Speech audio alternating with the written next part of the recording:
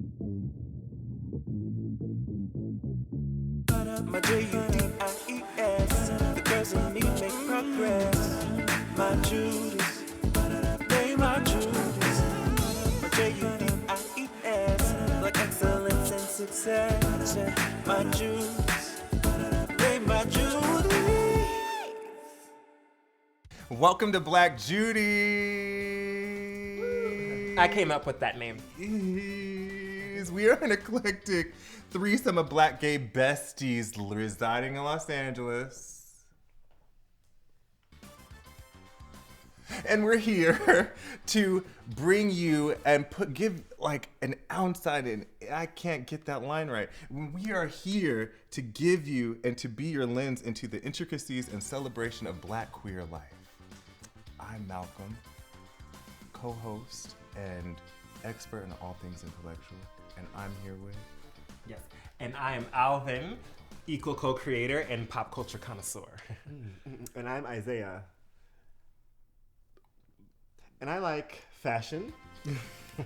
You're being so modest. Isaiah's about to be a future lawyer as well. Yes, I graduate in the spring. Yes, and we are joined today by our special guest. I'm Q.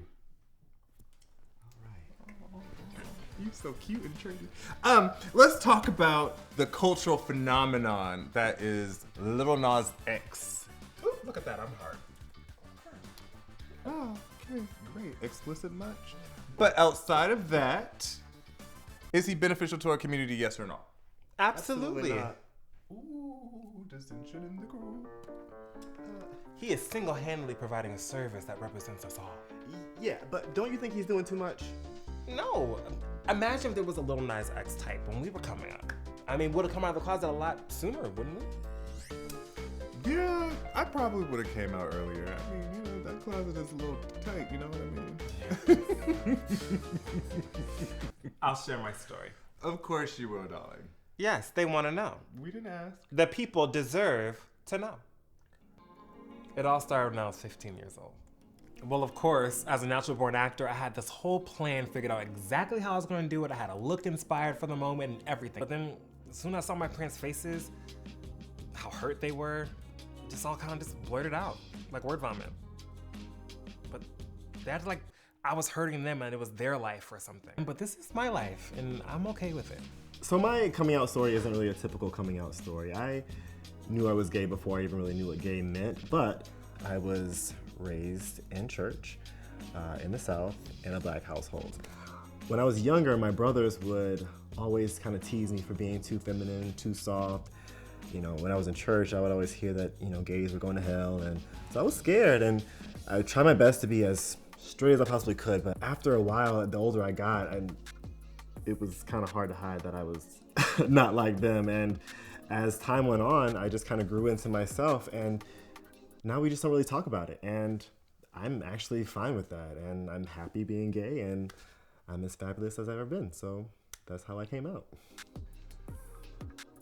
So when I was 18, I was about to go away to college in New York City. I'm originally from California. So I was going a pretty long distance. But before I left, I needed to let my mother know that I was gay because I never told her before. I mean, I figured she knew a little bit, but you know how it goes. So one night, she came into my room. I'll never forget this. She came into my room and she was like, Xavier, you're always in, you know, your room, and every time I come in your room, you click the X on the window super quickly and you're always on the phone late at night. Like, what's that about? And of course I did those things because no child ever wants their parent to walk in the room and see them watching porn, you know what I mean? So she then says to me, the Lord brought it upon me to ask you, are you homosexual? I was a troll at the time, so I said, that's funny. You would have thought the Lord would have brought you the answer too. She didn't find that funny. It's funny to me now. But, you know, we had conversations after that about what it meant and if it was a phase or whatnot. And then I moved away 2 weeks later. And so we had to get to know each other through the phone. But we're now the best of friends, and that's my coming out story. Can we not talk about it? Let's celebrate. Yeah, you vibe really well with us, Q. Yeah, that was fun. That was fun.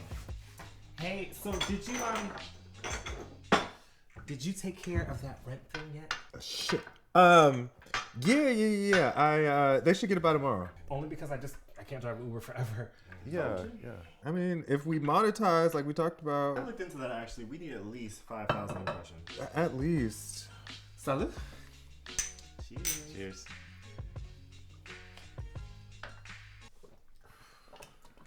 You know, I could look into the clinic sponsoring you guys. Really?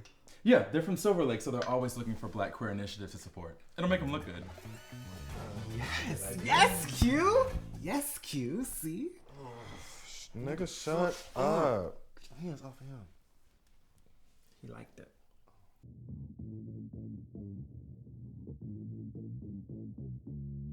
My Judies, the girls in me make progress. My Judies, they my Judies. My Judies, like excellence and success. My Judies.